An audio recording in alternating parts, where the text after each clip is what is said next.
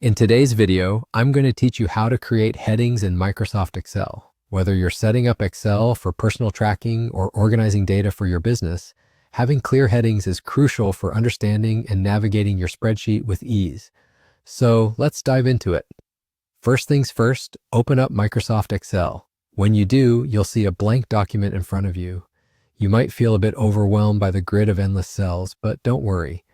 We're going to start by creating a main heading, which will act as the title for your entire spreadsheet. Now look at the first cell in the top left corner, labeled A1. This is where we'll place our main heading. Click on cell A1 to select it. With the cell selected, we need to customize how our heading looks. Up at the top, you'll find the font menu. This menu allows you to choose how your text appears. For a professional and clear heading, I recommend setting the font size to 28 and using bold to make it stand out. It's a simple but effective way to ensure your heading draws attention.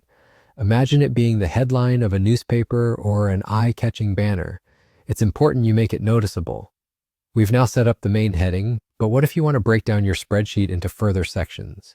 That's where row headings come in. These help specify what each section of your table represents. Let's go ahead and set up headings for a few rows under column A. Click on cell A2, which is directly below your main heading. Think of a suitable name for this row. For our example, let's call it Sample 1. By naming this row, you're beginning to define and organize your data, making your spreadsheet more readable and functional. Continue this process for the following rows. Click on cell A3 and type Sample 2. Then move to A4 and input Sample 3. It's as easy as that. You're systematically creating a roadmap for anyone else who might view or use your spreadsheet. These row headings are like signposts that guide users through your data. And there you have it.